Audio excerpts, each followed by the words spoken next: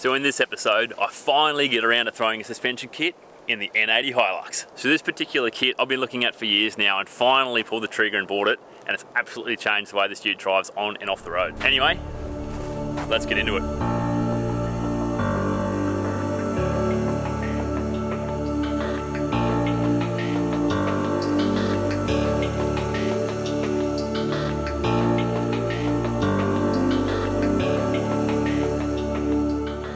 So of course, me being me, I had to take it around to the forklift and flex it up with the stock suspension to work out exactly what we're dealing with. So after flexing up the front of the car and the back of the car, I found out the front suspension had roughly 85mm of suspension travel that was usable, whilst the rear had around about 340mm. And at the highest, I was able to get the rear wheel off the ground about 445mm before it started to pick a wheel. So there was definitely a huge amount of room for improvement. So I've definitely taken my time with this ute. I've owned it for probably about 8 months now and put roughly 10,000 Ks on it so far within that time, just to sort of find out what it's lacking before I go and throw fistfuls of cash at it in the wrong direction. So in that time, I've been looking at all sorts of different suspension kits for these Hiluxes, and you know, I've ran completely unbranded struts before on my old N70 Hilux and toured Cape York without really any dramas besides, you know, lacking comfort of course. I've ran Bilsteins on the same car, which were just amazingly comfortable. They flexed really good, and I was pretty tempted to go down the same route as that on this ute again, but I ended up talking to the guys at Fat Bars, and you know, 80% of the crew there all own Toyotas, and I think majority of those are these N80 Hiluxes, so you know, they're kind of the Hilux gurus when it comes to setting up these utes for touring and wheeling and all that sort of stuff in between. So they actually steered me down the road of some Fox gear and gave me a bit of a lowdown of all the benefits and bits and pieces as to why to run them. So I'll tell you guys what they told me and we'll get stuck into fitting it. So the best part about these kits is they're not just an off-the-shelf kit. You tell them the weight of your vehicle, the height you want, and your sort of intended use, and they'll actually set up the suspension to suit your vehicle in terms of valving, in terms of coil rates, arms, sway bar spaces, leaf springs, shackles, you name it, and they'll get it all dialed to suit your car. So you got the best flex you can get, it's super comfortable, and you can still carry the loads you need. I basically gave them a lowdown of the car's weights and what I want to use it for and that, and we've got the suspension set up for my needs. I've got a coil that is progressive, so later on down the track I can actually fit a bull bar and a winch without having to change the coil. All I have to do is just wind more preload into it and the spring rate goes up. They've fitted a stronger top hat washer, so I can really give it a hard time off-road without it bending or deforming or having any issues down the track. The rear shocks, they are a little bit longer than what they usually recommend because I'm trying to get a little bit more travel than most kits, of course, you know me. So I'll show you how I'm going to make those work a little bit later on down the track, but pretty excited to see the rear of this ute flexing pretty well. So as for rear leaf springs, we opted for a set of parabolic rear leaves. I've never actually played around with them before, so I'm quite excited to get my hands on them and start mucking around and tinkering and seeing what sort of travel I can get out of the rear of this ute with the longer shocks and the parabolic leaves. Upper control arms, I was going to go adjustable, but they actually told me that fixed offset that they made suits 33s with the lift that I'm after, and you don't have to cut your body mount. So they basically just use the adjustment settings from their adjustable arm and built them into a fixed arm. So it's super solid, nothing can come loose in terms of the adjuster, just a good strong solid arm, which will put the alignment back into spec for when I lift it. And all up to the whole suspension kit is significantly lighter than all the other kits are out there. So because they're an aluminium body, oh, got me toe. They're really light unless they land on your toe. Oh, that hurt. So they are still quite light. Probably would have lost my toe if that was a steel body strut. Anyway, so basically just means the suspension is going to perform better and there's less weight hanging off your vehicle, so you got more room for pies and beer. If you guys have any recommendations for decent off-road trolley jacks, that'd be great, because I'm still using this piece of crap here that I've had for years. It's way too small, so I'm just using like blocks of timber on it to get the height that I need. But because I've got a decent set of sliders now, just use the sliders and a high lift jack, boom, we're on. All right, that's enough talking. Now it's time to fit some cool stuff. Now this first step isn't super necessary, but basically I'm just going to remove the sway bar. That way we can really see what this front end's capable of doing.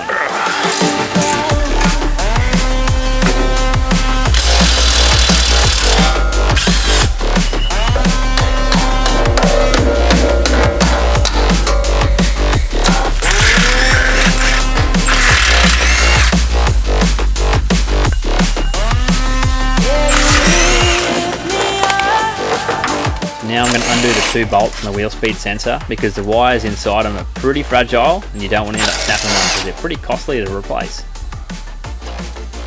Now we're going to remove this little R-clip thingy here and undo the upper control arm bolt to the spindle, or the hub carrier, or whatever you want to call it. Then you can use your ball joint separator to separate the ball joint, or just simply flog it with a hammer until it separates.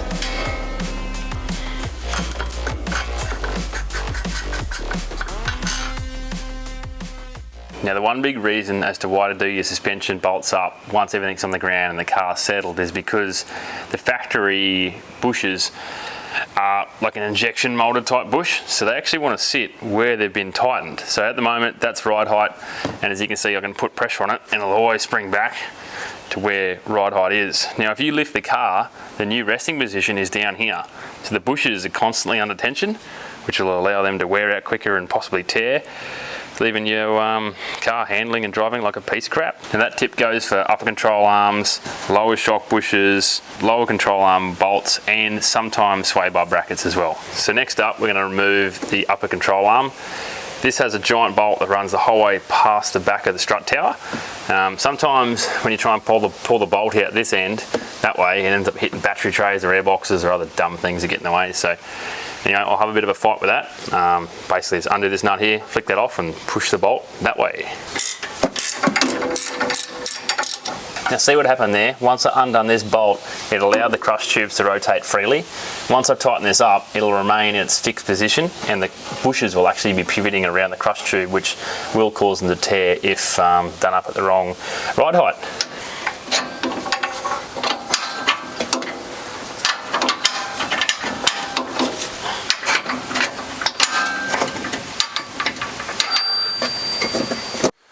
So I'll show you in here if I can get the camera in the right position. You can see the head of the bolt down there wants to hit one of these, I think it's an AC hose. So basically we'll just undo that, move it out of the way so we can get the bolt all the way past to get these upper control arms out of the way and in the bin. So with enough brute force and ignorance, you can actually get this super long bolt out just by removing the intercooler pipe work here and just flexing that AC line out of the way, and it just slides straight past. So now that I can remove the upper control arm, I'll undo the top 3 bolts holding the strut to the strut tower. Following that, I'll remove the big bolt that holds the strut to the lower control arm. And then we just remove the strut assembly from the ute. So the bushings that are fitted to the upper control arms run basically an inner steel crush tube that isn't part of the outside bush. So it's free to rotate in here. So you can basically tighten up your suspension components and this will still have free range of movement without binding. However, when it comes to the factory type bushes, like the one on the bottom of your struts, if you tighten up this crush tube here, it won't actually be able to rotate. So then once your suspension basically settles at ride height again, this bush will be under a crazy amount of preload, which will end up more than likely tearing it or damaging the bush later on down the track. Now most struts on the market run a factory style bush, so you can't actually tighten the lower strut bolt until the weight of the car is settled and it's at ride height. However, we're not fitting your average strut. These Foxies have a fancy spherical bearing, kind of like a Heim joint, so we can tighten this up as well as the top, with or without the vehicle's load. Now once the struts are in place and all tightened up, onto the fancy control arms you've hopefully bought to correct your alignment. These ones are pretty simple. Smear a bit of grease on, push in the crush tube, and then battle with the bolt to get them fitted to the vehicle. Now in my opinion, this was actually the hardest part about the whole lift. It wasn't really difficult, it was just kind of awkward because this bolt's so damn long and there's meant to be a washer on each side of each bush. And trying to get it all in place while everything's moving around and stuff become a bit of a mission. So what I did was just smear a bit more grease on the end of each washer so it would stay in place on the bush so I could get it in place and push the bolt through.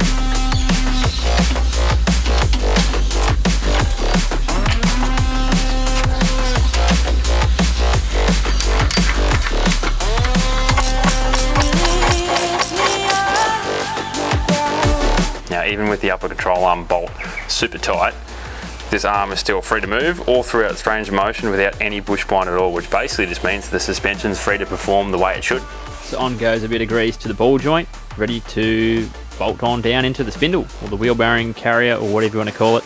Sometimes, as you'll see here, the CV actually dislocates in the cup on the diff side. So you just need to spin the hub around a little bit and get it to relocate. Once it goes back into place, you can just link up that spindle again with the upper control arm ball joint, do up the nut and on to the next bit. And with your new control arms, there should be a new split pin, or you can just use the original R-clip that come from your stock upper control arm to put through the castellated nut. Your ABS line and the brake line little bracket can go back onto your upper control arm now as well. So now that I have every bolt tightened besides the lower control arm bolts, what I'm going to do is I'm going to undo those so the crush tubes will relax. I'll put the wheels on, drop the car back onto the ground, and then I'll tighten those back up when the car's settled back at ride height. And I'll be honest, this step probably isn't really necessary, but it just gives me a bit of peace of mind that the blokes doing the wheel alignment can get the adjusters undone and they're not seized, and completely eliminates any chance of those bushes tearing on the way to getting it wheel aligned. So this would usually be the stage where you put your sway bar back in. However, I'm leaving this one out because I'm only going to air drop the car over to the forklift. That way I can flex it up and see how it all performs without it being hindered by the factory sway bar. And after that, obviously chuck it back in for legal reasons. And as part of the suspension kit, I actually got a sway bar relocation bracket kit. So it just moves your sway bar forward, down, out of the way. That way it doesn't foul on anything and puts it back in the normal alignment so it all works correctly. So that's it for the front for now. On to the rear. So now that we're onto the rear, I'll basically show you the setup we got going here. I just got the two jack stands underneath the chassis rails of the ute, keeping it nice and high. I've got the jack underneath the pumpkin of the rear diff so I can raise and lower it to line everything up that I need to. And basically all we're going to do is just remove this handbrake cable bolt here, get that out of the way, remove the 4 nuts holding the U-bolts in place. Typically you won't reuse these U-bolts as you'll need longer ones for the thicker leaf pack that goes into it. I'm using a slightly different U-bolt kit than what's usually used, but you'll see that quite shortly actually.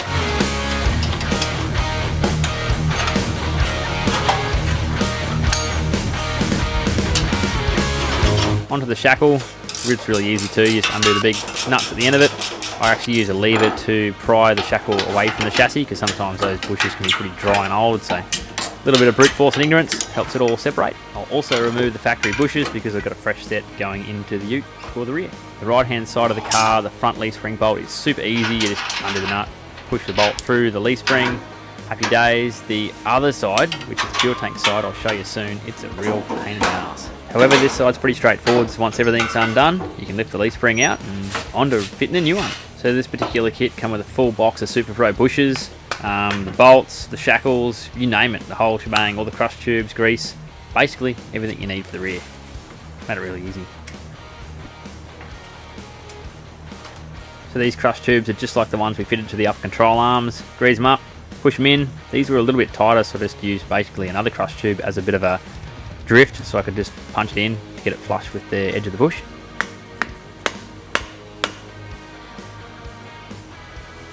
Once all the bushes are fitted and lubed, it's time to fit the leaves.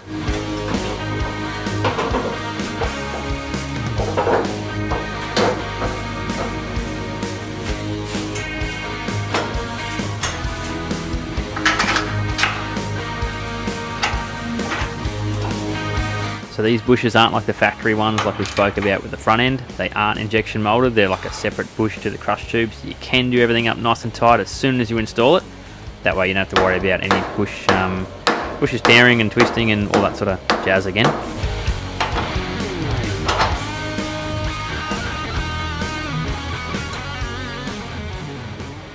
So now the rear shackle's in, new leaves in, it's all done up. All we've got to do now is basically do up the handbrake bolt, which is easy, and then I'm just going to go throw in a set of U-bolts, but I've gone for a different sort of style. So in the kit that I got from Fat Bars, it comes with brand new U-bolts, all that sort of thing, but I'm going to go for a high clearance U-bolt flip kit. So basically all it does is just remove this large section here so it doesn't hang underneath the diff anymore. And basically you put the U-bolts on facing a better way to clearance. So this plate now goes on top. U-bolts will go up from the bottom, actually around that way. This gives you a little bit more clearance, and later on in the future when I put an 80 series bump stop into here, it gives it a better area for the bump stop to strike down onto this nice pad basically.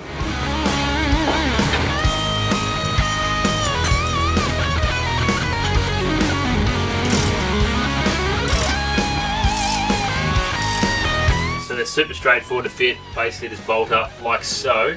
What I'll do is once I work out this leaf pack's right, I'll just lop the excess threads off with a grinder or a reciprocating saw so they're nice and flush. And now my bump stop's got a nice little place to land when I fit it in.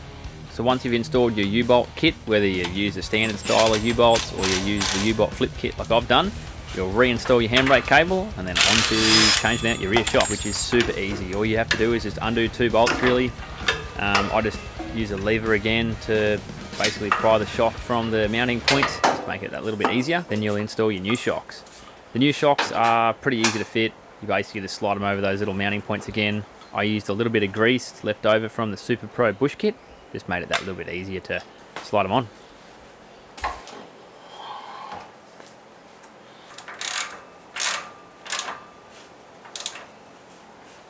So if you remembered, I did say earlier that the right hand side of the car is a lot easier than the left hand side, and this is why.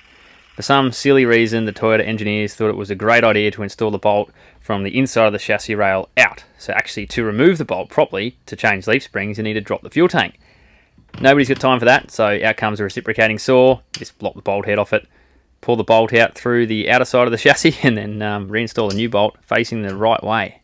Another thing that's worth mentioning too, because this ute is an SR5, not all utes have this by the way, it's a self-leveling headlight system. It basically just mounts onto your shackles, so you just need to swap this system over onto your new shackles and then readjust it as well to suit your new position. You can actually buy a little arm that's adjustable so you can set this up properly and get it all dialed so you're not high beaming everyone. So if you're lifting your vehicle at all, you always should install extended brake lines. I've gone for a nice braided set here from All Terrain Industries. They were the longest ones that I could find readily available. You can obviously just go to a local brake line shop and get them to make a setup for you, but these ones were the right length and they saved me a bit of time.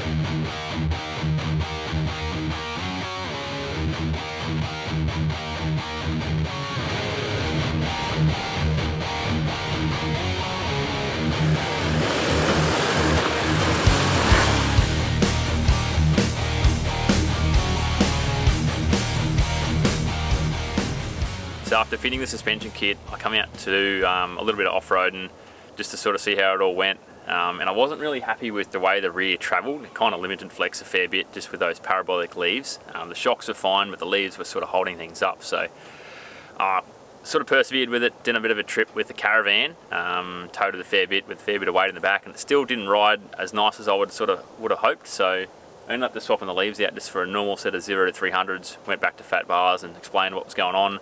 They gave me a different set of leaves to try and they're heaps smoother. I much prefer them, and I think in the future I can mess around with them a little bit more too and reset them in the press, get a bit more droop out of them too. So those are the bump stops I was talking about earlier. They're an 80 series bump stop and they just strike down on that little Kinsella's custom U-bolt flip kit there. Nice little landing pad for them. I did end up modifying these a little bit. I cut the bottom notch off them because I was mucking around with up travel when I had the parabolic leaves, just trying to get a bit more out of it, and unfortunately I think they are a bit short now for the shock. There's still a little bit of shock travel to go when the vehicle's unloaded, but the bump stop isn't even compressed, so I think I might have to opt for another set that are complete, or put a little spacer under them to get them full length again. So as far as the forklift test went, I was able to actually raise this wheel just over 600 mil, as opposed to the 444 mil I got with the standard suspension. So it's over 155 mil of actual usable travel that's been increased. It's pretty bloody good for a bolt-in kit. Now the rear suspension still had a little bit of up travel remaining, but that's only because it's got a lightweight tray on the back and it still needs about 300 kilos to work properly due to the weight rating on these leaves. And what's most impressive is actually this front end. It gained about 125 mil of usable travel over the standard suspension, and that's without a bull bar, no winch, nothing heavy at the front, just properly set up coils for the job. Now obviously fitting a sway bar to the front end again is realistically going to cut that flex figure in half, but there are aftermarket options that I'll be definitely looking into. But overall, for a suspension kit that you can just simply bolt in, pretty bloody impressed with the way it rides, the way it cycles, and yeah, I think now might need a set of rims and tyres, maybe a few other things. I've got another plan. Something's going to happen with the back of that ute. I can't wait to show you guys what it is.